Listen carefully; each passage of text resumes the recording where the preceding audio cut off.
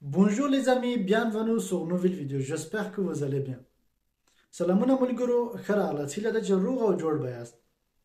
لکه څنګه چې موږ له دې وړاندې څو فعلونه په مختلفو وختونو کې وکارول، همدا ډول نن هم غواړم دوه مهم او اړین فعلونه چې ډیر کارول کیږي نو هغه دوه فعلونه په دریو وختونو کې وکارو او هغه دوه فعلونه د دریمې ډلې په دریو وختونو کې. د ویډیو تر پایه را سره پاتې شئ او راځئ چې زده یې کړو.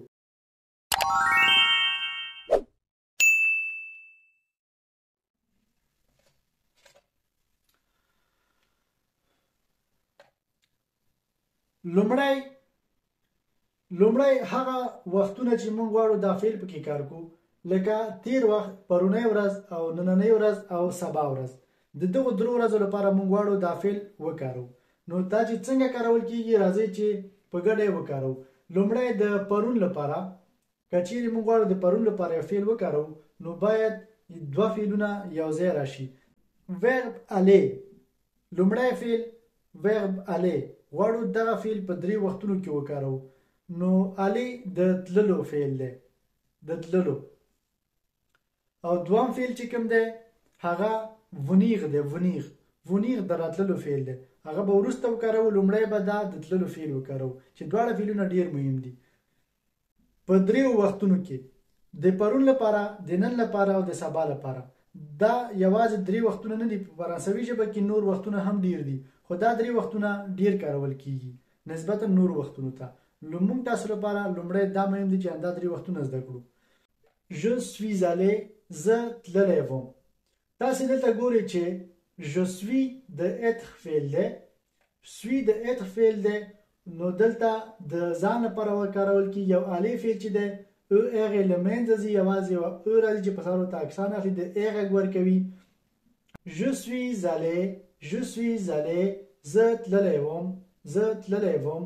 tu es allé، tu es allé، ته تللی وې، ته تللی وې. il ou elle est allé، il ou elle est allé، هغه نارینه یا هغه ښځینه تللی وو. nous sommes allés، nous sommes allés، موږ تللي وو، موږ تللي وو. vous êtes allés، vous êtes allés، تاسو تللي وئ، تاسو تللي وئ. ils ou elles sont allés، ils ou elles sont allés، هغوی نارینه یا هغوی ښځینه تللي وو. اوس راځئ چې د نن ورځې لپاره یې وکارو. زه ضمیرونه نه راخلم، ضمیرونه ماته پاتې کیږي، د لپاره تختې کې ځای نشته دی، یوازې فعل کاروم. دلته تاسې کولی شئ دا یې له هر فعل وړاندې وکاروئ ورته دغه ضمیرونه. je vais، زه ځم. tu vas، ته ځې. il ou elle va، il ou elle va، هغه ځي. nous allons، موږ ځو. vous allez، تاسو ځئ. il ou elles vont، هغوی ځي. دا په اوسني وخت کې یعنې په همدغه شیبه که غواړم موږ ووایو چې زه غواړم ځم، نو تاسو کولی شئ دغه فعل پکې وکاروئ.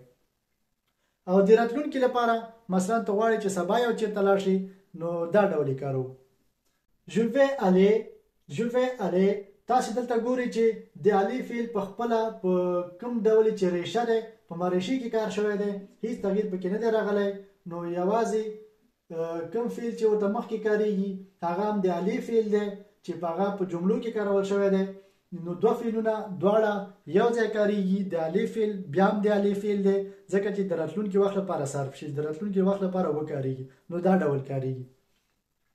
je vais aller، زه به لاړ شم. tu vas aller، ته به لاړ شې. il ou elle va aller، il ou elle va aller، هغه به لاړ شي. nous allons aller، موږ به لاړ شو، موږ به لاړ شو. vous allez aller، تاسو به لاړ شئ. ils ou elles vont aller، هغوی به لاړ شي. نو دا په فرانسوي ژبه کې د الی فعل د تللو فعل په درې وختونو کې مو کاروو.